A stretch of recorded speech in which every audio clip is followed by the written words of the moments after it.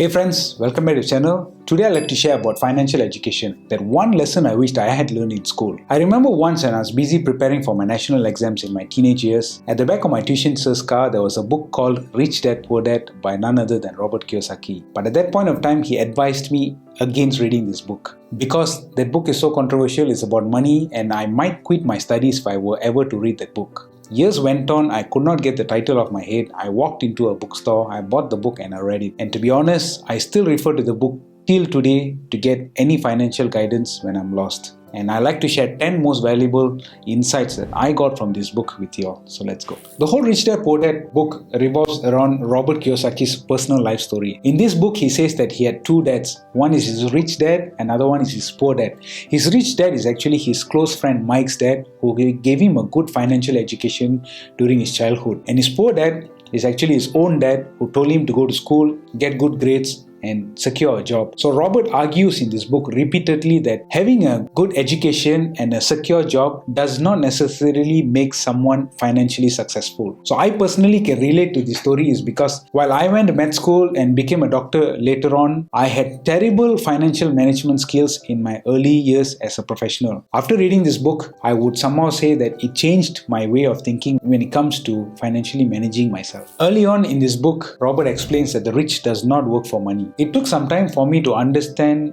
this whole idea, but then I realized that I grew up in a society telling me that wake up in the morning, go to work, and in turn you get paid in money. And then one day I realized that we are actually exchanging values. We are providing value to someone in exchange for money. And then a pattern emerged when I looked around. The true rich ones, actually, they don't seek out to make money in the first place. They seek out to create value in society, where this value is exchanged in community and the money naturally flows into the equation. True definition of wealth traditionally is measured by taking someone's asset and minusing off with his liabilities. And whatever that is left over is called net worth. Someone's wealth. But Robert, being the unconventional thinker, sees wealth in a totally different way. He sees it, if I stopped working today, how many days forward can I survive? This whole idea of him thinking this way is revolved around building a passive income. When enough passive income is built to actively sustain us monthly, then us seeking out to work every day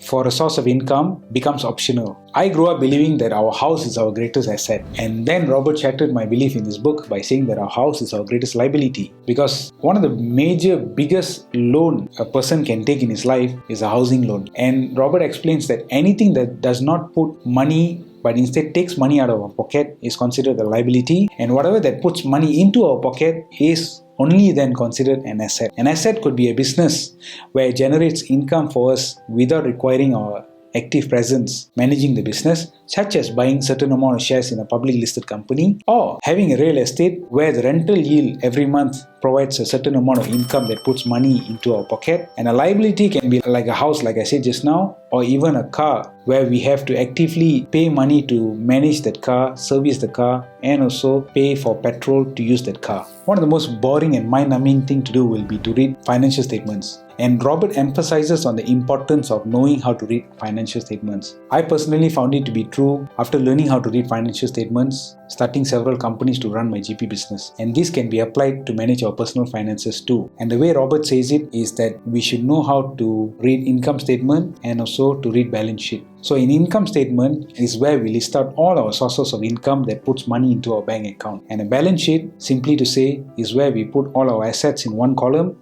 and all our liabilities in another column. So once this is set up, we can have a rough view of how our assets column look like, how we can seek out to build our assets column, how we can seek out to reduce our liabilities column to improve our income statement. Pay ourselves first. This is what Robert's rich dad told him when he was young. He went on to explain that most people end up working for the bank by paying the mortgages, end up working for the government by paying the tax, and end up working for their employers by building their businesses. And every month when they receive their salary, all the money goes to these channels first before they can even save some money for themselves. But Robert's rich dad told that whenever you receive your salary, take a certain amount of money from there and pay to yourselves first to invest it somewhere. And then use that money to pay off other people by asking a simple question. Who makes the most noise when you don't pay someone? You better pay up. Do you make the most noise when you don't pay yourself? Or does the bank, the government makes the most noise when you don't pay them? So by paying yourselves first, you don't give yourself an option instead of to look for new sources of income to pay all these people who will come after you if you don't pay them. In this book, Robert advises repeatedly to build assets while working. So in the beginning, I did not understand, but towards the end of the book, I really understood what he meant. As human beings, all of our energy and time is a finite resource. So we expense this energy and time in return for money.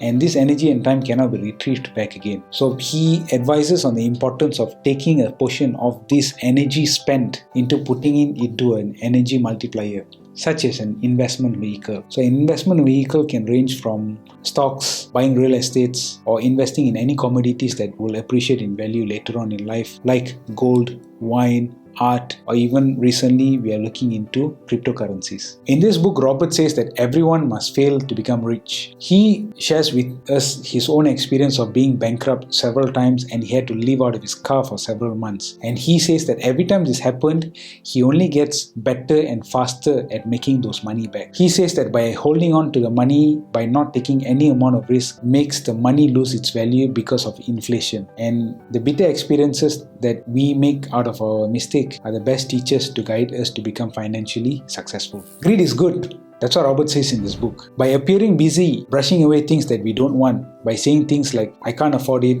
I don't have the time for it, I'm simply too busy for it, is the most common form of laziness. He advises every time we catch ourselves doing this, why not ask a different set of questions? How can I afford this? And what's in it for me? He says that by asking these kind of questions, this triggers a new way of seeking out creative ideas to actually attain the things that we want in life for our own self-fulfillment. Make financial education fun. So after finished reading this book, I went on to buy the game called Cash Flow, created by Robert Kiyosaki himself. It's a board game where you're stuck in a rat race with a certain profession, with a certain monthly financial commitment and unexpected expenditures every month. So the goal here is to get out of the rat race by matching our passive income with our monthly expenditure. So in the beginning, it was all about winning the game for me. But as I played, I realized I could actually reveal my financial habits through this game. This is as close as it gets to real life financial planning. It used to be a purchased game. Now Robert has made it available online for free for everyone to play. I've left the description down below. Why not try it out for yourself? Losing money and the fear of losing a source of income is one of the major causes of anxiety distress in modern day society. If you'd like to know more about it and how to better manage it, feel free to check out this video called The Anxiety Dilemma. So till then, take care, see you all, bye bye.